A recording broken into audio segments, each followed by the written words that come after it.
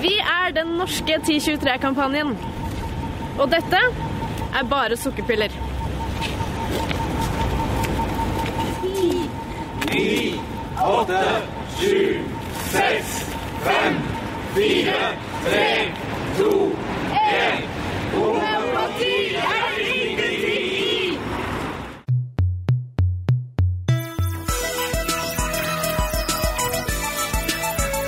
Welcome to the Skeptic Zone, the podcast from Australia for science and reason.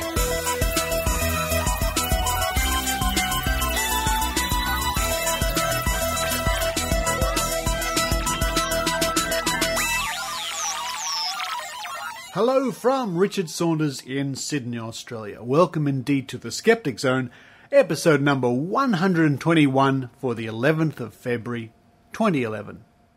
And that little clip you heard before the music was from Oslo, Norway, where a lovely young lady by the name of Kristen Carlson led the local skeptics in the 1023 anti-homeopathy campaign.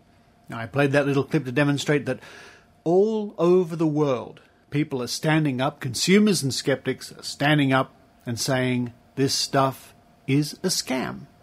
More on that later in the show. And what a show we have for you this week. I interview filmmaker Blake Freeman from Los Angeles about his latest movie, Gawd Bless America, which is coming out in the United States in March, followed by Australia. A fascinating movie, a documentary, where Blake travels across the United States in search of the paranormal. Following that, we have Maynard's spooky action at a distance. Maynard's going to be chatting to a CSIRO scientist about a new death ray. Well, not really a death ray, but some interesting science.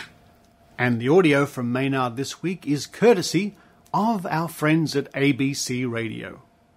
Then we have a clip from Radio 2UE here in Sydney, where our brand new best friend, media commentator Tracey Spicer, once again takes Meryl Dorey from the Australian Anti-Vaccination Network to task on radio. And she gets a call from a certain friend of ours named Ratbag Peter Bowditch. Following that, we have Dr. Rachie Reports, where Dr. Rachie looks at an interesting website set up by the Australian government to advise us all about the medicines we take. And Rachie finds a few problems there. Rachie's been very busy because following that she goes out with us to the 1023 campaign protest here in Sydney, Australia, and records some interviews, amongst them with me. And to wrap up the show, we have James Randi with his statement and challenge regarding homeopathy. And don't forget, you can get more background information, links and so on from our free newsletter. Subscribe at www.skepticzone.tv, fill in your email address, and each week, together with the show, you'll receive our free newsletter. But for now, sit back, grab that nice cup of coffee, nice brewed coffee, and enjoy the Skeptic Zone.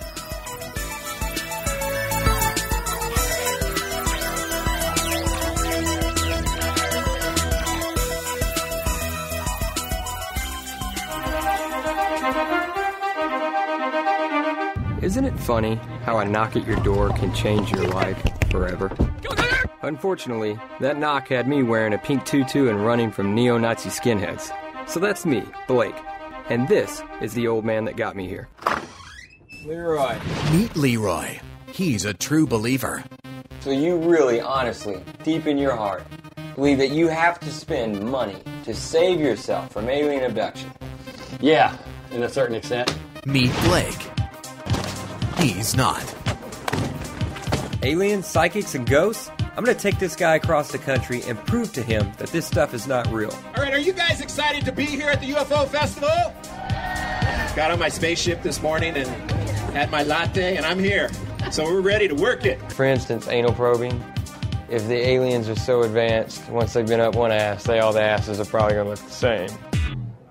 Kind of do. If they're so far advanced. You would have, we do, there's something going on there. Why do I have two ears? Two noses, man. You got one nose, brother. Your mother was raped by aliens. Not raped, artificially inseminated. The same way Jesus was Well, they had to put... Jesus wasn't in artificial... Wait a minute. Insurance! What?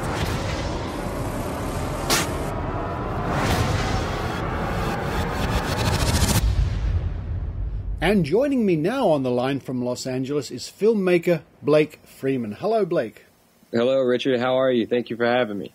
That's my pleasure. Now, I've only caught a little bit of what's going on with Gawd Bless America through the clips and the resources online.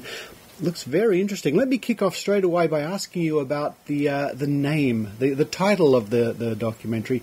Why is it called Gawd Bless America? So it's just a play on, it was a play on the word just because, it's kind of, when you get out there on this road trip like we took and we heard some of the things that we heard about, aliens, psychics, and paranormal, it makes you say, God bless America, almost as if you're feeling sorry for our country. So it's almost like you're saying it in frustration too, I guess. It is. It definitely was frustration and a little bit of disbelief, actually. That's interesting because it certainly comes across as that in the very few online resources and clips I've seen. Now, Blake, I understand that you have attended the amazing meeting in Las Vegas.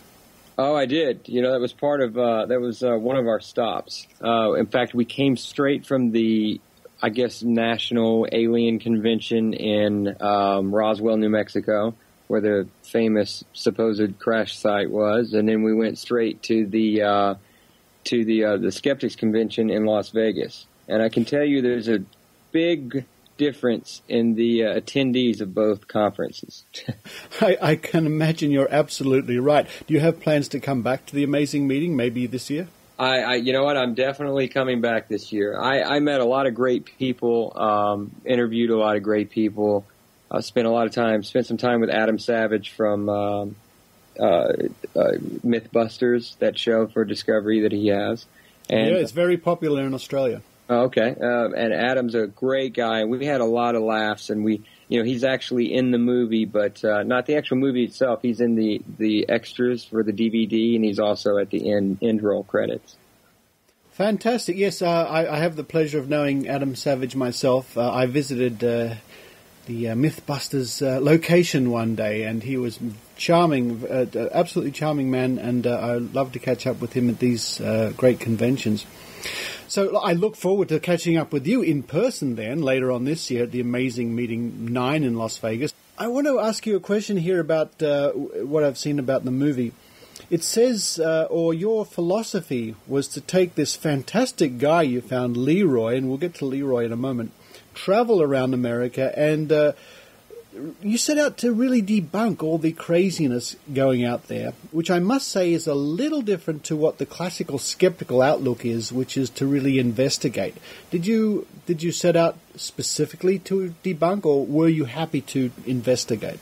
No, we went out, and I went out with no preconceived notions on, I have disbelief that aliens are visiting our planet on any level right now, whether it be a different dimension or, I just feel that to say that there's not life out there in this vast, these universes, that's insane. Of course there's probably, to say that we're the only ones is just an egotistical thought to me. But for Leroy's sake, after I met this man, I said, you know what, I'm not going to throw anything at him right now. I did not go at him like a Bill Maher religulous where he just tells you were wrong. I said, let's go find out if this is real. I said, how many people really spent, a few $100,000, which, we spent $500,000 trying to figure out if this stuff was real. Wow. And so I said, let's go do it. And that was how we got the idea. And that was my mindset, to go into this. That's exactly the sort of outlook I would certainly do if I was to do a similar sort of project. And it's a classic case of, somebody's come up with this idea. Why didn't I think of it? Because I think it's a great idea. Now let's talk a little bit about Leroy Tessina, this fantastic guy you travel around with. How on earth did you find him? Leroy actually delivered food. He delivered pizza to my house, and the evening he came, the bill came to $88.88. Now, we were having a production meeting for another project that we have. When Leroy came in, he started telling me that, started talking about numerology, and because my bill was $88.88, I'm going to have triple wealth and prosperity, and he was going on, and I normally don't chat with food delivery guys that often, but, here is a 68-year-old man at the time, and I'm saying to him, why, in my own mind, and I did say to him, why are you still having to deliver food? And, that conversation in about 20 minutes, which, by the way, I'm not sure if he probably should have been fired for staying so long. It got onto the subject of aliens, and I instantly knew that this was kind of my guy. I always wanted to do a movie about a couple of things that I found a little ridiculous, and some of them are a little bit in the abstract art world.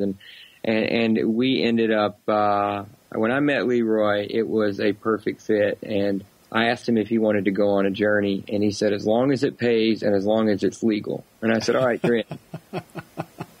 That's fascinating. So you really did meet this guy who was delivering pizzas, and the bill was really $88.88. That's great. We have the bill too. And, it's we're going to put that out on the internet for everybody to see. It's just an amazing story. And he's just a real guy, And another thing too, there's been a lot of fake documentaries out there lately, like the Joaquin Phoenix, and Leroy is very much a real guy, and these people that we interview were very much real people, and it's so shocking throughout the movie that people just have to say, could this be real? Could Leroy really be a real guy that believes this, and are these people real? It's an amazing story. Now, for me, I found in the very few clips, the clips out there whetting the appetite, I saw that Leroy was in a strange way quite down to earth. He's very sincere, which brings me to the question, when you were traveling around meeting all these people, like the human alien hybrid, the psychics and all these other people, how did you find them? Did you get the impression that most of these people were, let's say, sincere, if deluded, or do you think some of them were actually out for a quick buck? I'm torn between that. That question. Some of them, yes. Others really believe this, and a lot of people even think that some of these people are. That they're, I guess, what we call them, special people, that they have learning disabilities or something because they believe that aliens are here. Well, to me, it's a bad finger to point at people, because you could turn around and say that to Christians or anyone that believes in religion, because, just because they believe in aliens and then now you're believing in, in God, is everybody have learning disabilities? So I don't believe that. I believe that some of these people just, and they were very genuine about it. And we found them not by hours and hours of research. We just typed in on the internet and they popped up everywhere. And the seriousness of this is that some of these people are in financial ruin because of their beliefs, which was happening to Leroy, which is what we did not know to what extent until halfway through the movie, which makes it just a more compelling story. I can sympathize where you're coming from there, because especially with personally my investigations over many years into people who claim to have special powers or whatever the case, sometimes I cannot tell whether they're sincere or they're not sincere. It can be a very, very fine line, but you must have met a whole range of these sort of people. But one of the clips that caught my eye from the trailer was you pulled a stunt, and I'd like to talk a little bit about how often you pulled pranks and stunts as opposed to just chatting to people. A very funny stunt where you had a crop circle made up. Sure. As a filmmaker, and I dab in the business side of it more than most people. Let's just say that. I love the art of it, but let's just face it. If you're going to make a movie that doesn't make any money, you're not going to make many of them, And I don't think that there's a lot of people that know what they're doing when it comes to that. So one of the things about calling it Gawd Bless America was also almost everyone has in this country for sure has said that term at one point or another. Now, every time they hear that, they'll think of this movie. So, as long as they've seen something about it or heard about it. And so that was a business side. Now, the rest of the movie itself, I knew I couldn't make just your standard skeptic movie that maybe that I've seen in the past, which I've seen some videos, with just question and answering interviews, because people, some point, only the diehards will stay with you at that point. You're not going to get the people who just, are interested in knowing, but they don't want to take the time to really listen to an intellectual conversation. So I had to keep this at the same time funny. And after hearing these people, we didn't have a lot of these stunts pre-planned. We said, you know what? I basically had lost my cool at that point. And I said, listen, let's have fun with this. So with the alien, we found, we put out an ad and we said, okay, we're looking for crop circle experts. A few people answered the ad. We then made one of the largest crop circles ever in North America in the middle of the night in 4 hours. And we found that guy from Craigslist on the internet, and we paid him $100, and he helped us make this huge middle finger crop circle flipping off the sky. And so, obviously when our expert got to the crop circle, he starts doing, his readings, which they have, I guess, they're magnetic readers. There's about 10 different ones that they use. No way humans could have done this in the middle of the night. That's what I used to think. So the radiation did that? Yes, I believe it did. I'm certain this is the real deal. So he was actually using scientific-looking equipment. Well, he was. And what it does is it measures the electromagnetic field of the circle itself. And if it picks up a reading, then obviously it was a UFO. Well, that's ludicrous, because when we're stepping on this corn and we're, with our wood and ropes, the corn is hitting each other and it's creating friction, which is creating a magnetic field. So any of them is going to have it. You walking around in high grass for a while is going to make the same reading. So, just unfounded evidence. The guy's reaction, as you can see on the internet, if you just Google Gawd Bless America, GAWD, you'll see his reaction. Okay, we're approaching the target area right now. This is the best part. What do you think he's thinking right about now? I don't know. I think he'd be pretty surprised, at the very least. I don't think surprised is his reaction.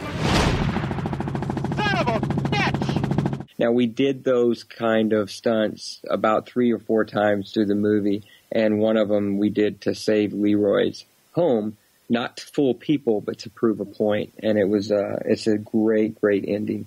Now, something that really caught my attention about the making of this movie, I think at one stage you were chased by Nazis and you were being threatened to be sued, and you were even shot at. All this.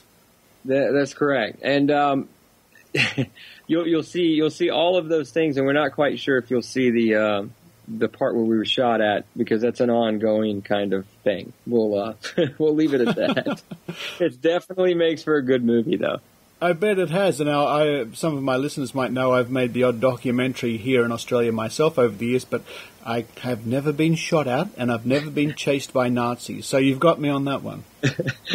You never know what you're stepping into, and that's another thing too. When people really, when they're that, I guess, what's the word I'm looking for? When they're that passionate about their beliefs, some of them don't take too kindly when you ask a question. And, even though it is a question, and for me, in my mind, if they blow up that easy, then they obviously have some doubt, and they don't like anybody else bringing doubt onto them. This is exactly the experience that other skeptics around the world have found, and I include myself in that. When you start to question people's beliefs, a lot of them can get very angry very quickly, and you're always left wondering, well, why are they so defensive? It's a very interesting angle. Now, the movie is called Gawd, or however you pronounce it, Gawd Bless America. It's got a release date of the 4th of March in the United States. It's a 90-minute documentary, and we're looking forward, and I really don't know, and I wonder if you know if there's any plans to have it shown internationally. It is. In fact, Australia is that's our first foreign market. So that's exciting. We will be making the announcement very soon for that one as well. But that is the place we're going. If you come over here for the gala premiere, I'll be there to cover it for sure for the Skeptic Zone. But for the moment, Blake Freeman, we're all looking forward to the movie. And for more information, people can visit the website at Facebook. Absolutely. Just search Gawd Bless America, Gawd Bless America, and it'll take you right to it. And I really appreciate your time, Richard. Not a problem, Blake. Look forward to catching up with you at TAM 9. Yeah, we'll see you there.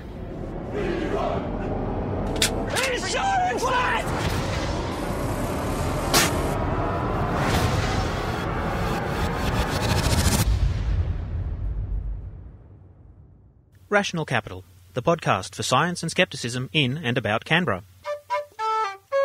Say it like you mean it! There's nothing magical or miraculous about that.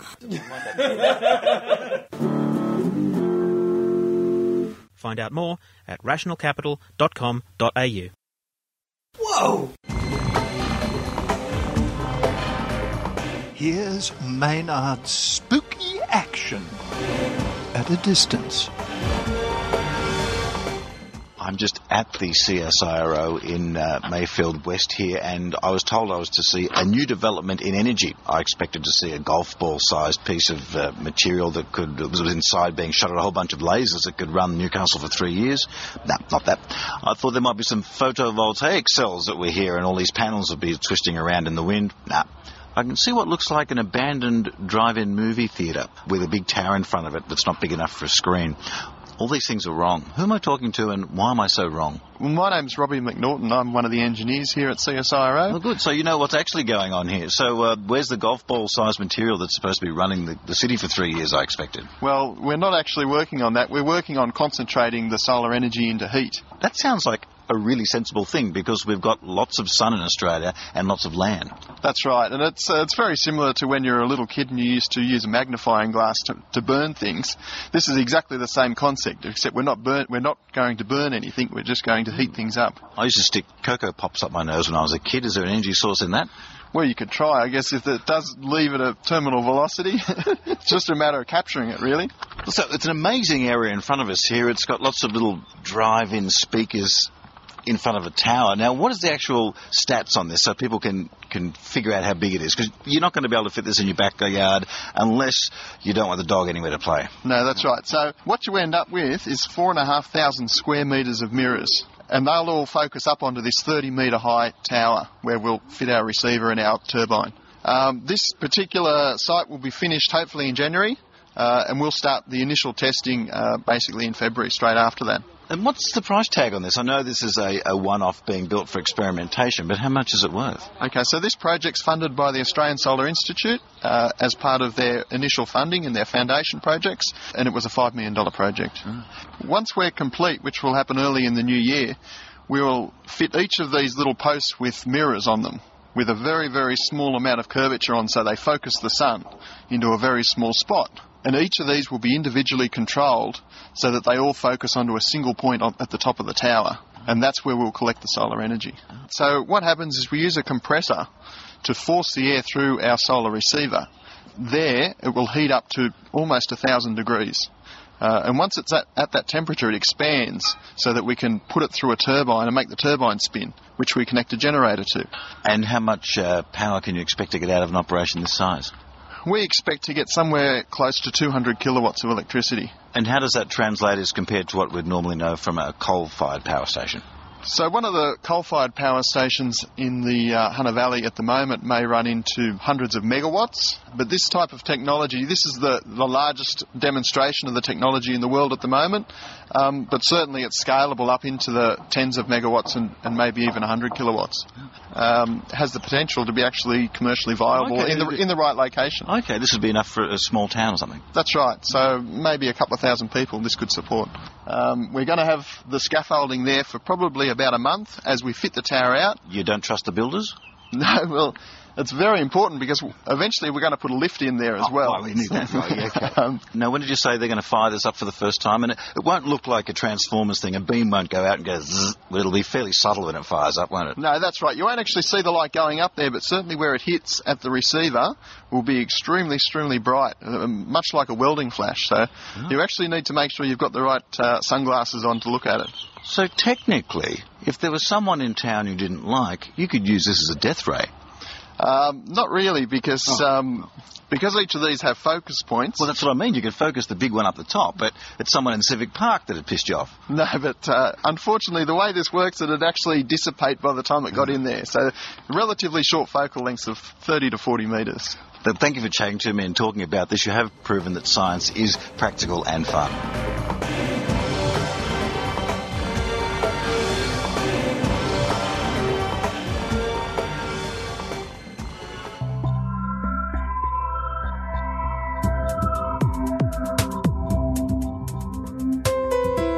AstronomyCast takes a facts-based journey through the cosmos as it offers listeners weekly discussions on astronomical topics ranging from planets to cosmology.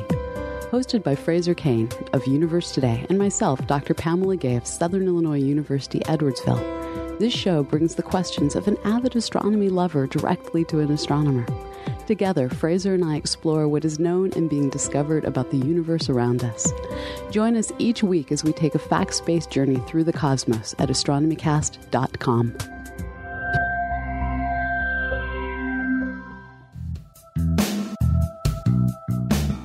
And now here's Tracey Spicer on Radio 2UE here in Sydney on the David Oldfield Show, discussing Meryl Dorey and her latest allegation that vaccination is akin to child rape.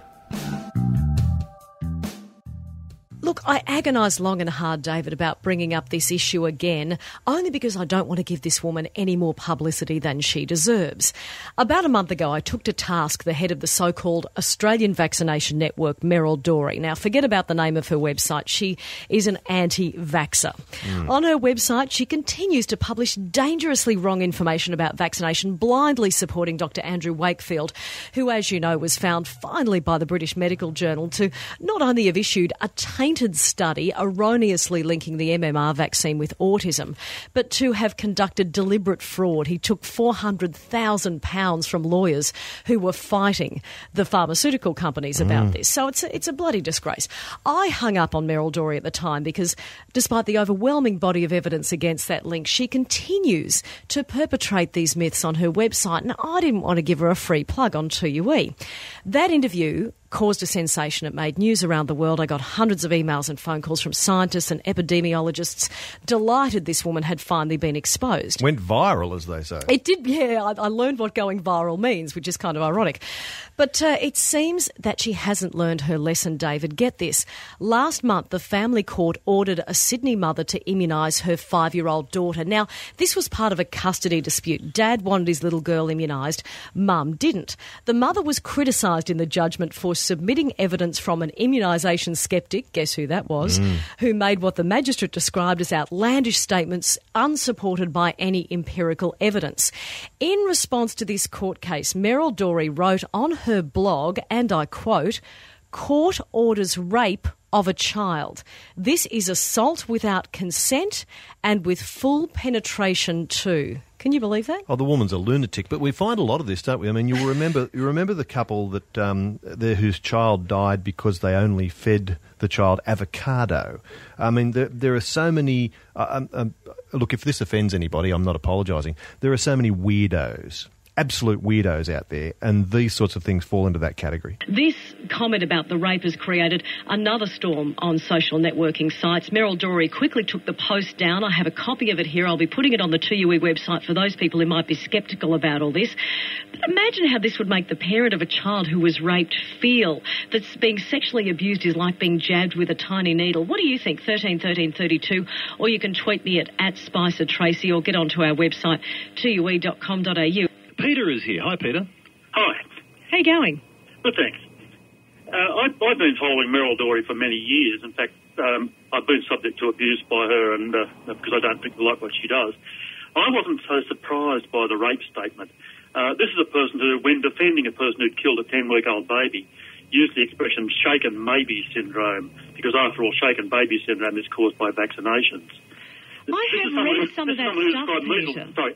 I have read some of that stuff, that misinformation out there about shaken baby syndrome. It's extraordinary. Yeah. She also described measles as benign at one stage. At that stage, it was killing 1,000 children a day around the world. It's just unbelievable. So I wasn't very surprised, but it's typical action from the anti-vaccination movement. They really don't. I don't think they care about the truth at all. Yeah, that information about measles being benign stayed on their website for a long, long time. Oh, I know, but it's other sort of crazy statements as well. But it's consistent. So when the rape thing came out, yes, of course I was appalled, but it fitted a pattern. It was, and then of course her apology was not to apologise at all. So we can take it that if she has nothing else, she has consistency in her craziness. Oh yeah, yes, definitely. That's right. Thanks for your call, Peter. Thanks, Peter. See you later. Thank you, much appreciated.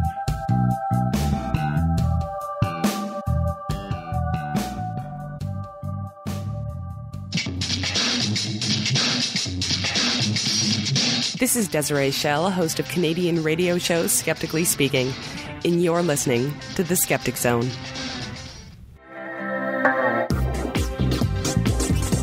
Now it's time for Dr. Rachie Reports with Dr. Rachael Dunlop. Hello listeners and welcome to Dr. Rachie Reports.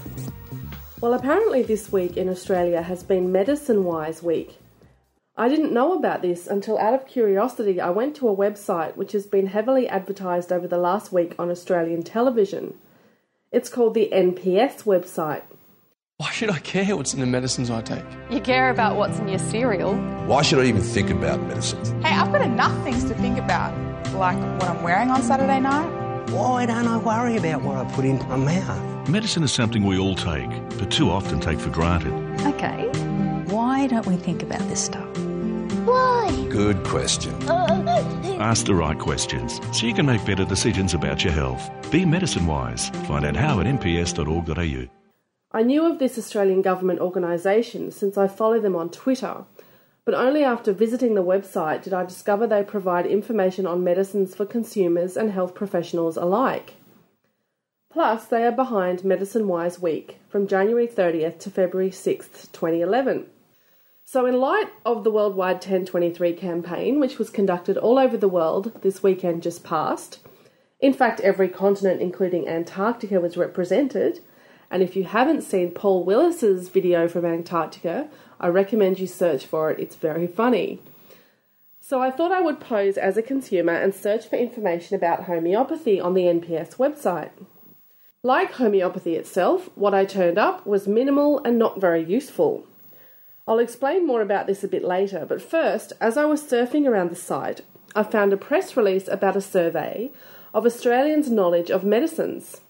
1,500 consumers were surveyed, and the results reported that 65% had used a prescription medicine in the last 3 months, 60% had used an over-the-counter medicine, and 45% had used an alternative or herbal medicine. NPS Clinical Advisor Dr. Danielle Stawasa said, "The first step to being medicine-wise is knowing what is a medicine.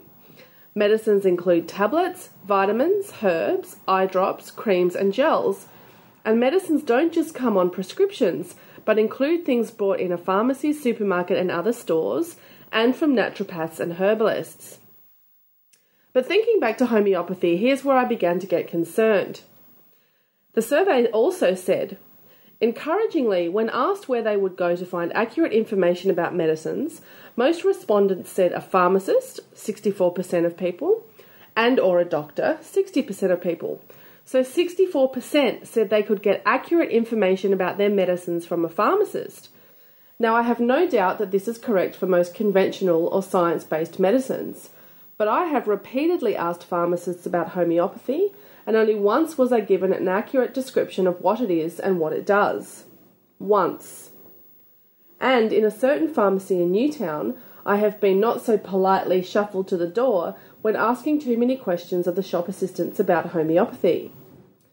So sadly, in my experience, consumers cannot rely on pharmacists to accurately advise them about homeopathy.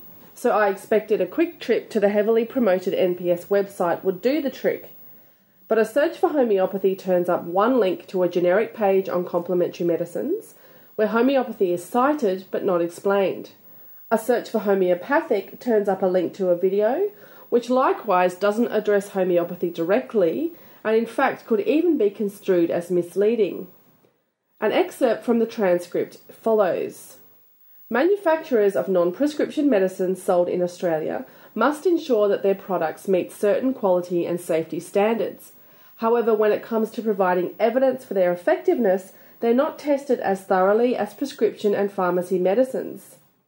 This less thorough testing does not mean that these medicines don't work, rather it means that the manufacturers don't have to provide as much scientific evidence as they do for prescription and pharmacy medicines.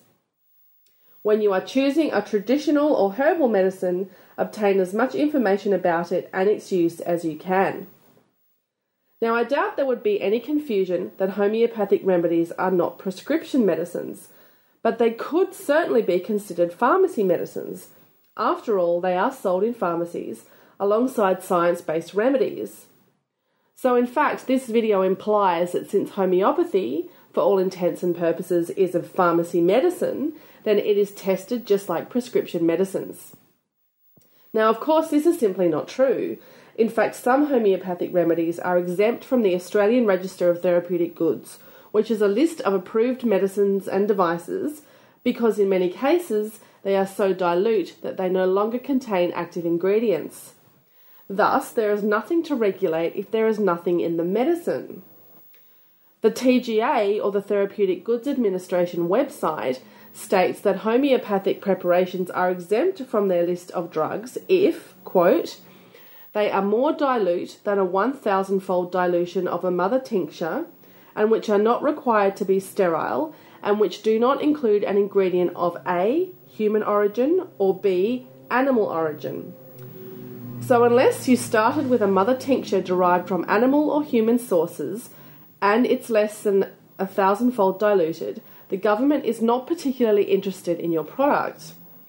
Makes sense, I guess, since sugar pills and water with a dash of alcohol won't do you any direct harm. Even more bizarre is that when homeopathy is not sold through pharmacies, it is exempt from the TGA's own advertising standards. Here's what the TGA website says.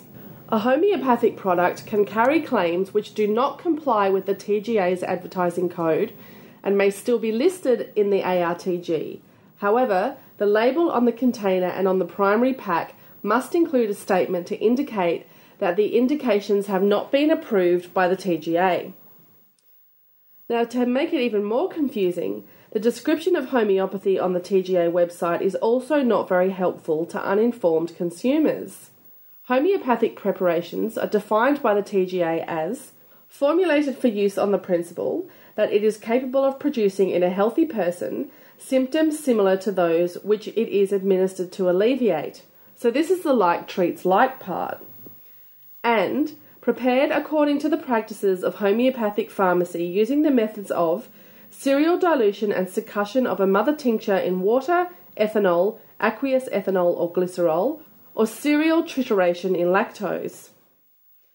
So wouldn't it be much simpler to say there's nothing in it, and there's no evidence that it works? Do they really think consumers are going to know what succussion and serial trituration means? Like pretty much all of homeopathy, it's gobbledygook. But the facts remain that homeopathy is indeed listed on the ARTG, meaning it is assigned an official-looking government number, which therefore lends it legitimacy. For example, Brow and Natural Medicine Children's Cold and Flu Relief is listed as OST L 132568. The fact sheet for this product states that all the ingredients exist at 1,000-fold dilution. I found 37 listings for Brower homeopathic medicines, including children's cough relief, hangover relief oral spray, and natural medicine burn cream. Interestingly, sleep and insomnia relief, the sleeping tablets popular amongst 1023 overdose participants, are not listed on the ARTG, since the active ingredients are diluted much more than 1,000 times. So, whilst homeopathy is sold in pharmacies, many pharmacists don't know what it is. In fact, some, like many consumers, think it is a herbal medicine. So what have I learnt in Medicine Wise Week? Well, firstly, the Australian government seems confused about homeopathy. I was unable to find a clear and concise explanation of what it is on their official website, and they appear to be bundling it in with pharmacy medicines, therefore implying that it works, and further they're lending it legitimacy by designating it official-looking numbers on the official register of government-approved medicines. It's no wonder the public remains confused, and no wonder it is left to the 1023 campaign to increase awareness that homeopathy, there's nothing in it. If you want to make a comment about this week's episode, you can find the transcript at skepticsbook.com. And until next time, this has been Dr. Rachie Reports.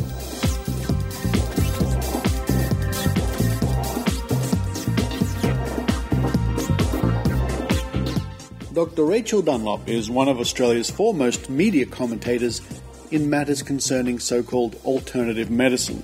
She has appeared on national radio and national television.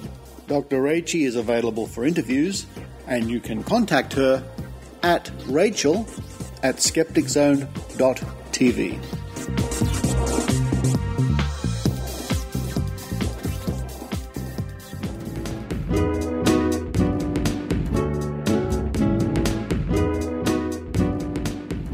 On a fine, hot, sunny Sydney morning, a group of skeptics gathered near the Sydney Opera House to down copious amounts of sleeping pills. But fear not, of course, they were homeopathic sleeping pills, which means they were really sugar pills.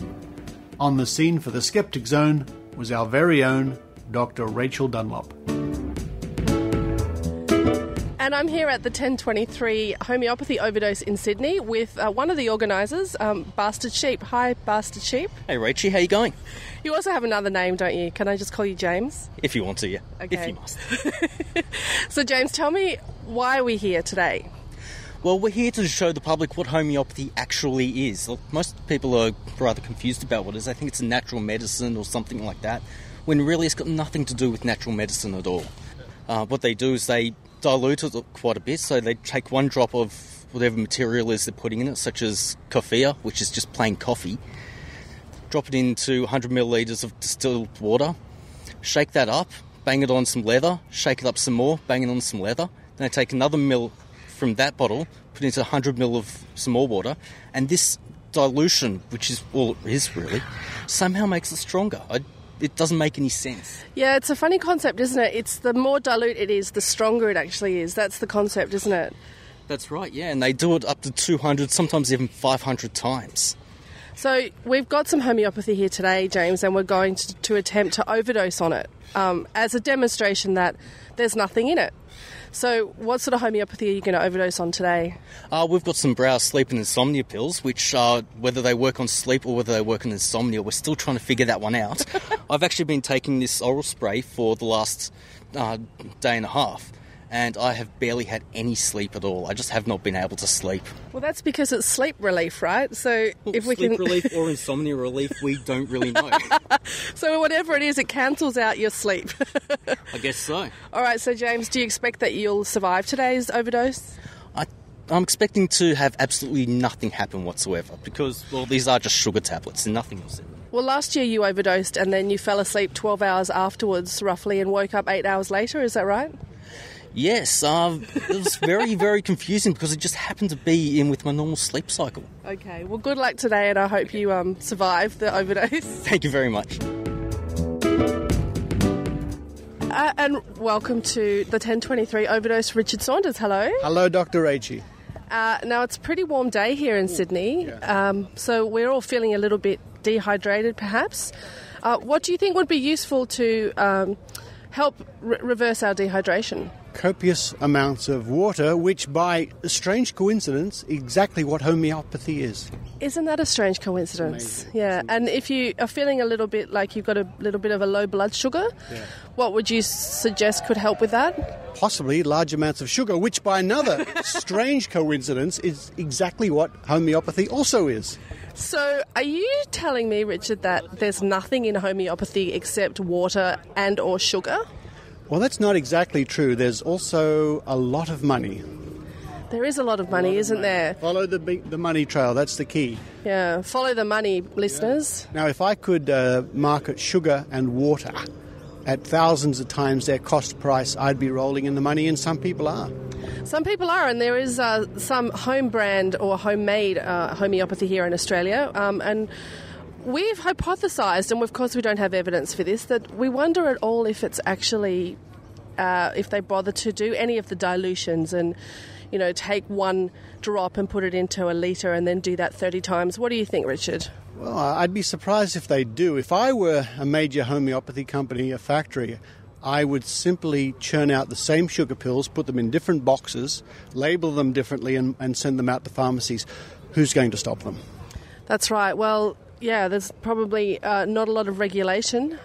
One of the problems that we have, and something we've been trying to counteract, is that this stuff is sold in pharmacies, isn't it, Richard?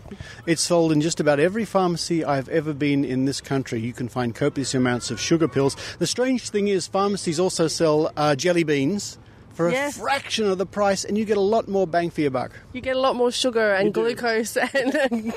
And children like jelly beans far more than homeopathy, I think they do. But one of the things that homeopathy people say is that children, they can take homeopathy because it's very safe and there's no side effects. But if there are no side effects, what does that generally mean? Well, if there are no side effects, it generally means there are no effects to begin with.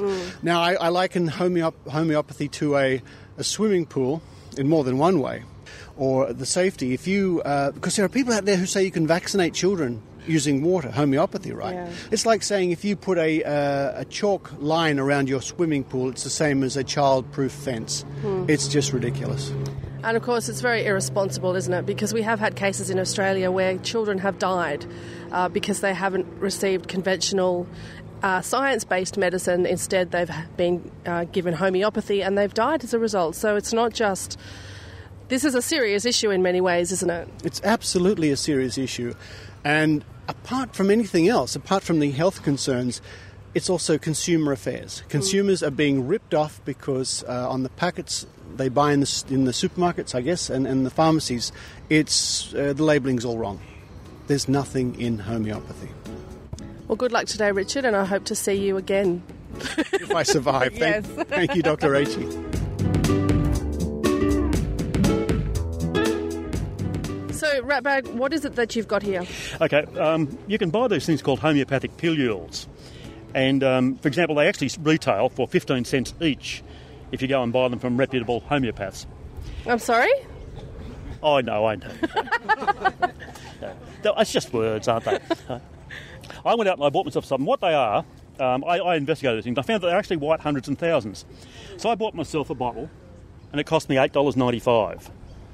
And I estimate that if I was to package that up as a legitimate homeopath and sell them, I could get about $8,000 or $9,000 as a minimum, maybe up to about $14,000 for the contents of that bottle. Now, if I wanted to make a 200C pilule, I would have to spend about half an hour preparing the material.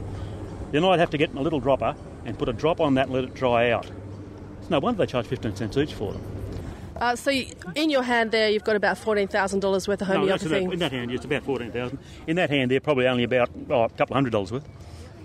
But it's actually outright fraud. They know what they're doing.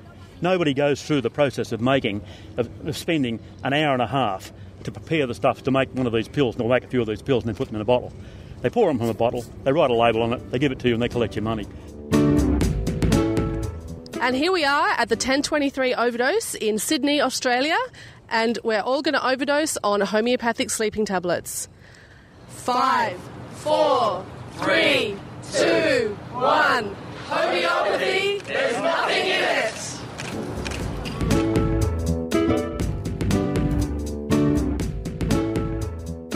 Hello, I'm James Randi, founder of the James Randi Educational Foundation. In my books and in presentations all over the world, I've used demonstrations to show audiences the importance of thinking skeptically about pseudoscience. One demonstration I've done many times consists of downing an entire package of 32 homeopathic sleeping pills. The recommended dosage, by the way, is 2 to 3 tablets, just to show that these scam medications have no effects.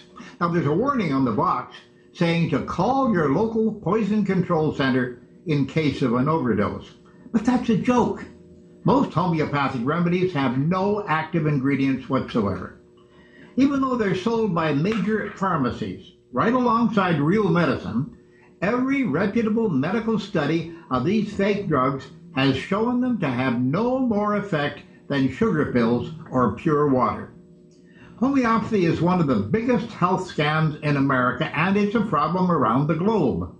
That's why today, hundreds of consumer advocates in more than 25 countries and more than a dozen U.S. cities are joining forces in an effort called the 1023 Challenge. They're taking public actions and doing overdose demonstrations, just like the one I've been doing for years. Together, we're telling the public the truth about homeopathy. There's nothing in it. Purveyors of homeopathy say that these demonstrations prove that homeopathy is safe. Nonsense. What we're demonstrating is not that homeopathy is safe, but that homeopathic preparations are not medicine and they have no effect, good or bad, except to flatten your wallet and ignore real medical assistance. If you're healthy, then taking no medicine at all is just fine. But people count on real medicine to heal illness or to immunize them against contagious diseases. Taking homeopathic water or sugar pills instead of real medicine can be deadly. And it's not just the manufacturers of these products who are to blame. Pharmacies like Walgreens, Rite Aid, CVS, and a lot of other major retailers are silent accomplices in this scam, profiting by keeping unsuspecting customers in the dark. They sell these fake pills right alongside real medicines with no warning or information about the bogus ideas behind homeopathy. They simply don't care. When consumers know the facts about homeopathic products, they can avoid them. But every day, parents of sick children are coming home from their pharmacy with fake medicine and leaving their children in distress because these manufacturers and these stores don't want consumers to know the truth. Here's the truth about the bad ideas homeopathy is based on. The first idea is that illness can be treated by a substance that actually causes the symptoms you want to get rid of. So, to treat fevers, for example, they often use cayenne pepper, since that can produce a sweat. The second idea is that diluting a substance, making it weaker, makes it more effective. So they mix a tiny amount of the substance into huge amounts of water, shake it up, and dilute the mixture in the same way again and again until they've thrown out all the original substance and there's not a single atom or molecule of it left. This plain water is then dripped into vials or dropped onto sugar cubes and sold to parents who are led to believe it will relieve their children's fever or other problems. Many people think the word homeopathic just means herbal or natural medicine, and they're shocked to learn what it really means. Now, it should be a crime for pharmaceutical corporations to profit by denying the public this critical information about the products on their shelves. Customers are paying real money for fake medicine that leaves innocent people sick and suffering. This has to stop. Today, the James Randi Educational Foundation is issuing a challenge to the manufacturers and a challenge to the retail stores who make money hawking these products.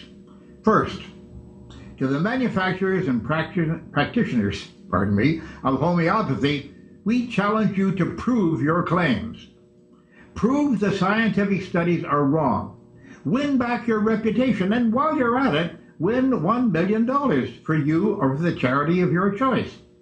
Submit your product for a double-blind, scientifically controlled test and show that a so-called high-potency homeopathic remedy diluted in water until there's no more of the active ingredient present is any better at treating any health problem than just plain water that it's based on. The experimental protocol will be designed by you and supervised by reputable scientists, all of which you approve of, and if you can prove that your remedy works according to homeopathic principles, the James Randi Educational Foundation will give you $1 million. In spite of the fact that such tests have already been done, and homeopathy has always failed, we're willing to do it again. What are you afraid of? Come on, prove us wrong. Second, to the pharmacies and retail stores like CVS, Walgreens, Rite Aid, Target, and Walmart, we challenge you to label it for what it really is. Your consumers have the right to know what they're buying. No customer of yours should ever walk out the door with a homeopathic product without knowing these basic facts. 1, there is no evidence that this product does what it says it does. 2, there is not one bit, not a single atom of the claimed active ingredient in this package. And 3, no U.S. health agency has ever tested or approved this product.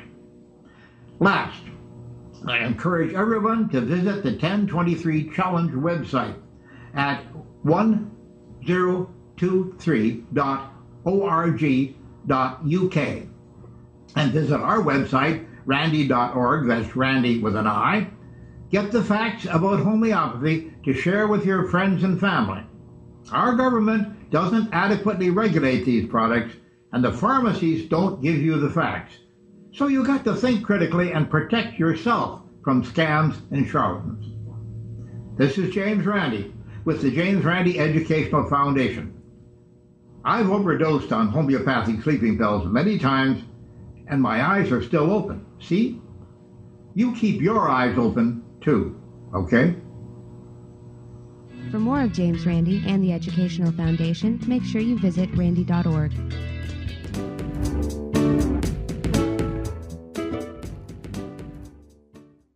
You're listening to The Skeptic Zone. I'm Brian Dunning from Skeptoid.com. When I'm not tuned into The Skeptic Zone, I'm recording the Skeptoid podcast, doing what I can to further knowledge by blasting away the widespread pseudosciences that infect popular culture. I've also compiled a 40-minute educational video on critical thinking called Here Be Dragons at herebedragonsmovie.com. I hope you check those out, and I hope you enjoy The Skeptic Zone.